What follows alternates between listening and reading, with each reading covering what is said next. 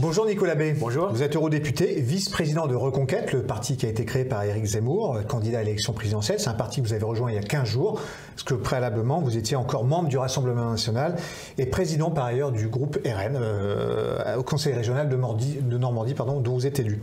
Région dont vous êtes élu. Ce matin, la ville de Kharkiv en Ukraine est sous un déluge de bombes. Les parachutistes russes sont entrés dans la ville. Joe Biden, à l'instar de l'Union européenne, a tenu des propos très forts à l'encontre de Vladimir Poutine, des oligarques, de la Russie, réaffirmant la volonté de sanctionner la Russie. Approuvez-vous ces sanctions qui sont prises contre la Russie ? Bah oui, je crois que c'est normal d'engager ces sanctions. L'invasion militaire de l'Ukraine par la Russie est un acte d'une violence et d'une gravité inouïe. C'est évidemment une rupture totale de toutes les règles du droit international. C'est une atteinte à l'intégrité territoriale de l'Ukraine. Et puis c'est plus grave encore, une atteinte au peuple ukrainien, puisqu'on compte aujourd'hui des morts par dizaines et même par centaines. On imagine que c'est énorme. Évidemment, il faut des sanctions, mais il faut aussi réfléchir à la manière de trouver les éléments susceptibles d'organiser une désescalade. C'est-à-dire qu'il ne suffit pas simplement de prendre des postures extrêmement belliqueuses, comme l'a fait Bruno Le Maire hier matin. Il est revenu ensuite sur ses propos. Oui, tant mieux, mais c'était sans doute un peu tardif. Mais qu'il y ait des sanctions, c'est normal. Qu'il y ait des sanctions économiques, des sanctions financières, bien sûr, c'est normal. Mais ce qu'il faut éviter par-dessus tout, c'est l'embrasement et une guerre qui s'installerait durablement sur le sol ukrainien, avec d'ailleurs le risque éventuellement qu'elle s'étende ailleurs. Et pour éviter cela, eh bien, il faut quand même privilégier la voie diplomatique. Aujourd'hui, on paye au prix fort le fait d'avoir rompu en pratique l'essentiel des relations avec la Russie depuis des années et des années. C'est aussi ça, évidemment, la responsabilité de Vladimir Poutine et du pouvoir russe est totale dans cette guerre. Il ne s'agit pas de la minimiser ou de l'édulcorer, mais le fait d'avoir en permanence brandi, notamment les Américains, la perspective ou la menace d'une extension de l'OTAN.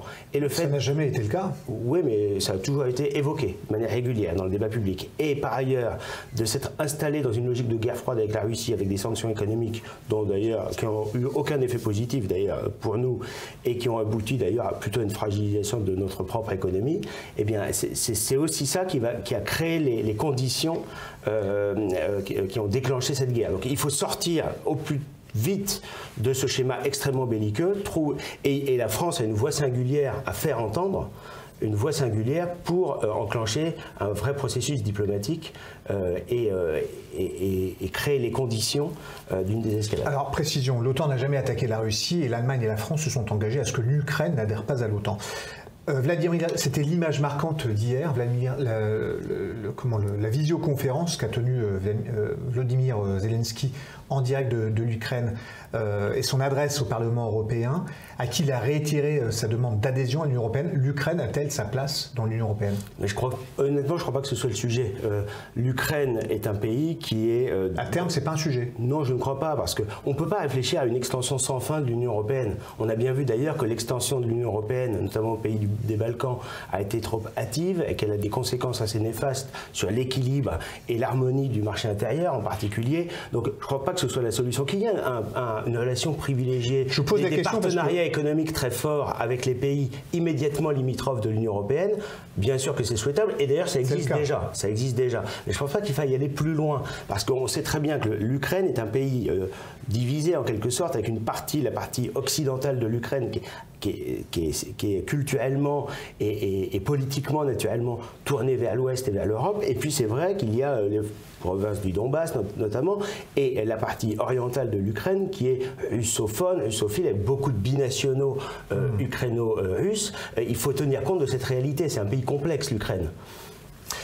Le Parlement européen, vous êtes eurodéputé, le Parlement européen a voté une résolution de soutien à l'Ukraine qui appelle par ailleurs les institutions européennes à progresser en direction d'un statut officiel pour l'Ukraine, candidat donc à l'accession. Si je vous posais la question tout à l'heure, c'est parce que le projet européen d'Éric Zemmour prévoit de réorienter l'UE vers une Europe des nations qui respecte la dignité des peuples et des États. Vous avez pris part à ce vote ? Oui, bien sûr. Je me suis abstenu sur la résolution. Pourquoi ? Parce qu'il y avait un aspect positif dans cette résolution que nous soutenons très clairement, c'est la condamnation évidemment de l'intervention intervention militaire et de la guerre déclenchée par la Russie contre l'Ukraine. Mais dans ce texte, dans cette résolution du Parlement européen, il est indiqué que l'OTAN est l'outil principal de défense européenne. Ça n'est pas le cas et ça ne doit pas être le cas, parce que c'est ça qui aboutit aussi à la situation de tension, que l'Ukraine doit intégrer le marché commun de l'Union européenne. Je ne pense pas non plus que ce soit une solution, et qu'enfin il faut livrer des armes à l'Ukraine. Et cette posture très belliciste et assez peu opérationnelle d'ailleurs, eh bien, elle n'est pas de nature à créer la désescalade. Donc je me suis abstenu sur ce texte, mais encore une fois, le plus important aujourd'hui et le plus urgent, c'est bien sûr de condamner sans réserve la position russe, d'engager bien sûr des sanctions, et elles sont parfaitement légitimes, mais de créer les conditions diplomatiques de la désescalade. Alors par ailleurs se mène une drôle de campagne électorale avec un président qui n'est toujours pas candidat, mais qui semble profiter, de par son implication dans la crise et la guerre ukrainienne entre la Russie, l'invasion russe de l'Ukraine, qui semble en profiter dans les sondages plus que jamais en tête devant Marine Le Pen, mais Éric Zemmour, tout comme Valérie Pécresse, semble distancé. Est-ce que Éric Zemmour est soufflé par la crise ukrainienne? Est-ce qu'il est discrédité, disqualifié par les propos ambigus qu'il a tenu sur l'Ukraine et la Russie? Non, je crois qu'il n'y a aucune ambiguïté dans ces positions. Vous savez, les sondages, ils évoluent d'un un point ou deux à la hausse, les propos qu'il a tenus, notamment dans l'opinion en 2018, sur « il manque, je rêve d'un Poutine français ». Donc forcément, quand on... Non, mais vous savez, même Emmanuel Macron, à une époque, ne tarissait pas d'éloges sur Vladimir Poutine. Il avait rétabli... Il l'a reçu en grande pompe à Versailles, il l'a reçu en grande pompe à Besançon. Donc si on commence à faire l'inventaire des attitudes à l'égard de la Russie et de Vladimir Poutine, de toute la classe politique, eh bien, je ne suis pas sûr du tout que ce soit à l'avantage, par exemple, d'Emmanuel Macron. Je crois que ce n'est pas tellement la question. Je crois qu'Éric Zemmour a pris une position qui est raisonnable, qui est de rappeler que l'extension de l'OTAN crée les conditions d'une tension et que ça n'est pas souhaitable, qu'il faut respecter les accords de Minsk, les accords qui n'ont pas été respectés, soyons justes, pas respecté par l'Ukraine, mais pas non plus par la Russie. Et qu'aujourd'hui, c'est une voix singulière de la France sur la scène, parce que nous sommes... soyons clairs, la France est la seule force militaire européenne qui a à la fois une arme nucléaire et donc ce siège au Conseil de sécurité de l'ONU, une capacité de projection militaire que n'ont pas les autres pays, et une diplomatie mondiale. Donc nous avons, nous, les outils que les autres nations européennes n'ont pas forcément pour mener à bien ce processus diplomatique. Et puis, que les choses soient très claires, il faut aussi que la solidarité s'exerce à l'égard du peuple ukrainien. Aujourd'hui, il y a des réfugiés ukrainiens, principalement des femmes et des enfants, parce que les hommes restent pour mener le combat sur le territoire ukrainien. Eh bien, il faut que la solidarité européenne s'exerce à leur égard en les accueillant dans de bonnes conditions en Pologne. Donc vous êtes favorable à l'accueil des réfugiés ou pas? Oui, mais il faut les accueillir. Écoutez, parce que Éric Zemmour a dit non. Non, il a dit que c'était pas souhaitable de les faire venir en France pour une raison évidente. On va pas, lorsque les hommes, les maris ou les pères sont en sol ukrainien, on va pas faire venir les familles à 2000 km de là. Mais il faut aider financièrement, logistiquement, humanitairement. Accueil temporaire. Bien sûr, mais justement, raison de plus pour que ce soit dans les pays limitrophes. C'est la Pologne, la Roumanie, la Hongrie. C'est là que doit s'organiser l'accueil de ces réfugiés ukrainiens. On doit évidemment faire preuve de solidarité et d'humanité à leur égard, mais il faut donner les moyens financiers et logistiques à la Pologne, à la Roumanie, à la Hongrie, pour les accueillir dans de bonnes conditions. C'est ça la priorité. Et il faut commencer d'ailleurs par lever les sanctions financières dont la Pologne fait l'objet de la part des institutions européennes depuis maintenant des années. Et là, on a un devoir d'aide et de soutien à la Pologne. Et la Pologne et l'Ukraine ont des liens très forts et très anciens. Et la Pologne, naturellement, est en première ligne pour aider le peuple ukrainien. Mais nous avons un devoir de solidarité avec la Pologne pour permettre aux Ukrainiens réfugiés, déplacés, en réalité ce sont des déplacés, eh bien, d'être accueillis dans des conditions satisfaisantes sur le sol polonais. Alors j'en viens à ma question précédente. Dans les sondages, c'est bien que les sondages ne disent pas tout, néanmoins s'ils donnent une tendance, Emmanuel Macron semble vraiment en tête devant Marine Le Pen.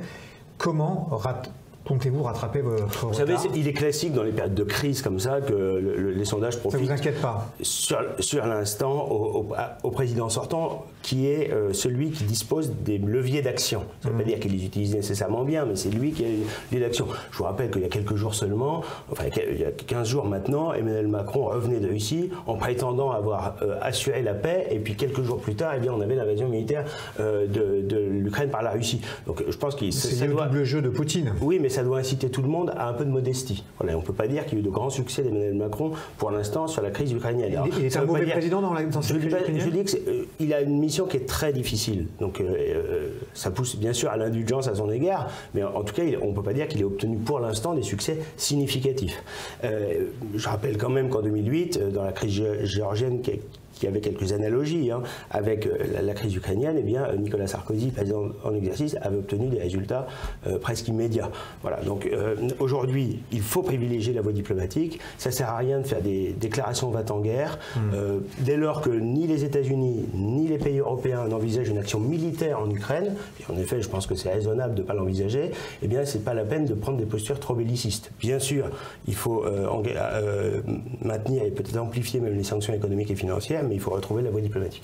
Revenons à la campagne électorale. Éric Zemmour a remercié hier les 620 maires et élus locaux qui lui ont accordé son parrainage. Ça, c'est donc entériné par le Conseil constitutionnel qui validera les parrainages la semaine dernière.